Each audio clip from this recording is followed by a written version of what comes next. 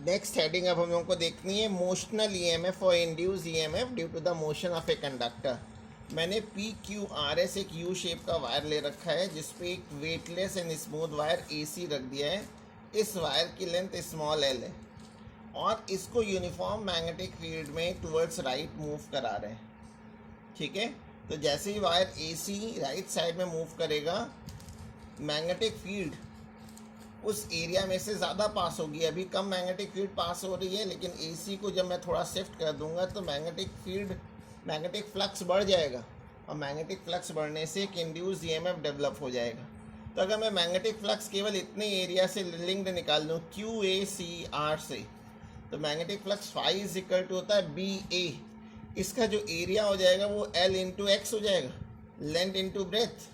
तो magnetic flux phi is equal to हो गया, फाई इज इक्वल टू हो जाएगा मैग्नेटिक फील्ड बी और एरिया हो जाएगा लेंथ इंटू ब्रेथ यानी एल इंटू एक्स।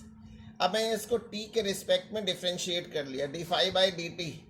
इसमें बी और एल कॉन्स्टेंट है, बाहर रख दिया, D X by D T हो गया और D X by D T velocity हो गया। D X by D T velocity होता तो वी लिख दिया, दोनों तरफ मैंने माइनस साइन से मल्टीप्लाई कर दिया। तो ये फैराडे सेकेंड लॉ है, induced EMF is equal to the negative rate of change of magnetic flux. इसलिए इसकी जगह मैंने ईएमएफ रख दिया, इंड्यूस्ड ईएमएफ। तो ये एक फॉर्मूला आ गया, न्यूमेरिकल वैल्यू आ गई, E is equal to B V L. Children अगर इंड्यूस करंट निकालनी है तो I V is equal to I R फॉर्मूले से, तो आई इज इक्वल टू हो जाएगा वी अपॉन आर।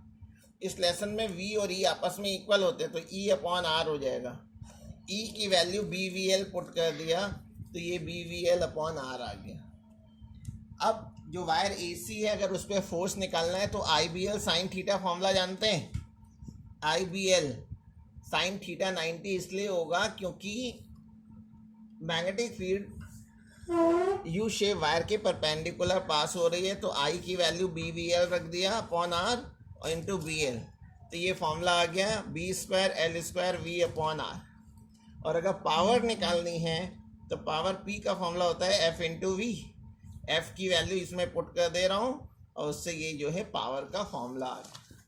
लेकिन अगर ये जो है लीनियर मोशन ना कराएं, अगर लीनियर मोशन नहीं करा रहे हैं, अगर कोई रॉड है और इसको हम एंगुलर वेलोसिटी ओमेगा से अगर रोटेट कराएं तब इंड्यूस ईएमएफ क्या होगा, इस ईएमएफ को मोशनल ईएमएफ भी कहते हैं, मोशनल ईएमएफ।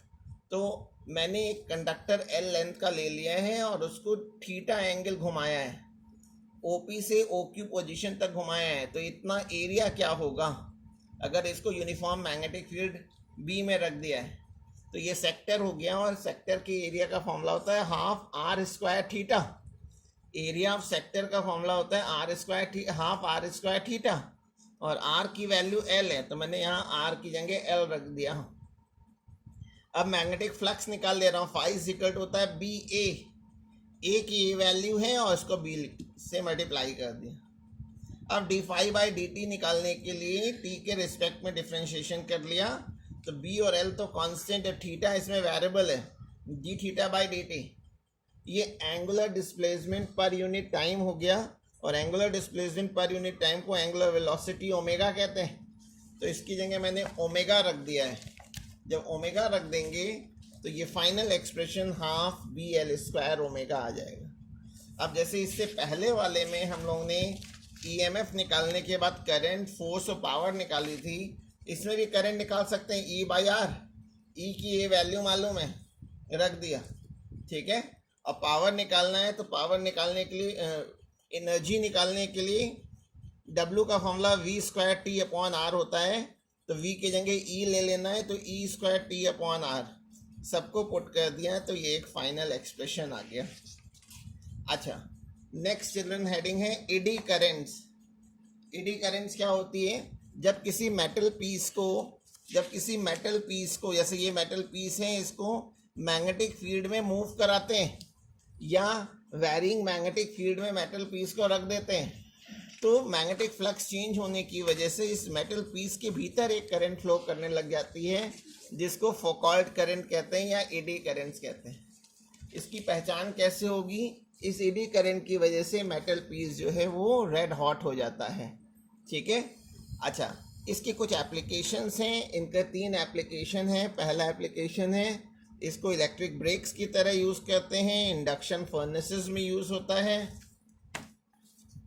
और इलेक्ट्रोमैग्नेटिक डैम्पिंग में तो ये रखने वाला काम है, और चौथा है इलेक्ट्रिक पावर मीटर्स में यूज़ होता है। तो यहाँ तक आप लोगों को कर लेना है।